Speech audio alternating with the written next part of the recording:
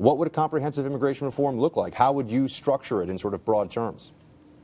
You know, I think we need to get away from the word comprehensive, because a lot of people hear comprehensive and what they hear is amnesty. They hear the battle that we had in 2006 where people, you know, we were allowing all these people to become legal permanent residents with a pathway to citizenship. I think there's some areas of commonalities where conservatives can agree that we have a broken immigration system.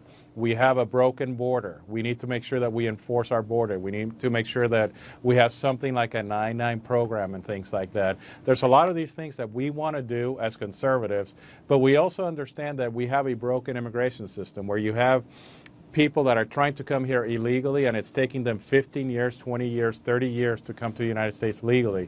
I don't think anybody wants that. So I think that we just need to sit at the table as conservatives and decide, how do we fix this problem? How do we treat these children who are here through no fault of their own? Is there a humane way to treat them without encouraging further illegality in the future? Congressman, I want to ask you, it seems to have been true in the past at least that securing the border was sort of a precondition for Republicans before they're willing to make any major moves on immigration.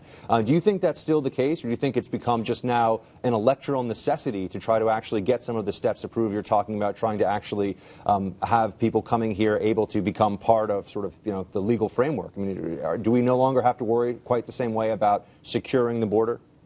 No, I think we have to worry about securing the border. And whatever solution we do here in Washington, D.C., we have to make sure that we secure the border. Where I think we're kind of shifting a little bit is that we can do both. We can secure the border and actually have an immigration solution at the same time.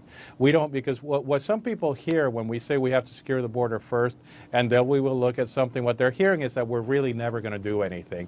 And I want to correct something that you've said, and actually correct something that has been the framework of this debate that has been false. It was actually the Democrats who stood in the way in 2006 of President Bush doing anything about immigration reform.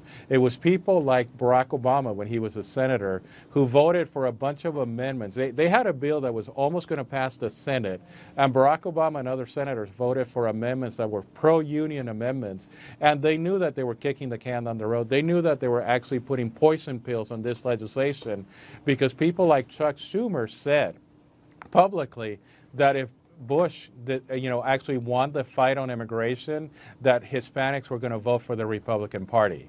So it hasn't been just one party that stood in the way of having any kind of solution on this. But there was no conservative consensus behind that. Right. Behind that when Bush was pushing it. Let's be honest. It was. You're right to say it was Democrats too, but there were conservatives who opposed that policy. There were conservatives and Democrats, but I always hear only about the conservatives. Correct. That's the only thing. That's the only thing that I want to correct. That it was both parties that were doing it.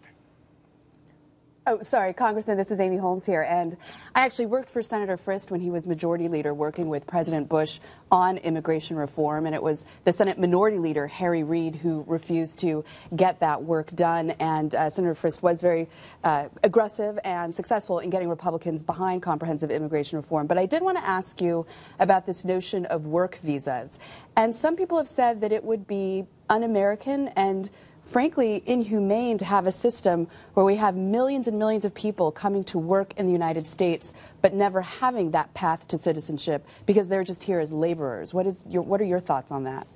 Well, I think that's ridiculous. If you think about it, there's people who come here on H-1B visas, and we don't treat them inhumanely. There's people who come here on H-2 visas, and we don't treat them inhumanely. And I can go through the whole alphabet soup of visas that we have that are non-immigrant visas, and we don't treat any of those people inhumanely. They're not second-class people. They're just people that are here for a limited status. And if we allow them to come here on a non-immigrant visa, what you can also allow them to do is to apply for legal permanent resident, but they get in the back of the line.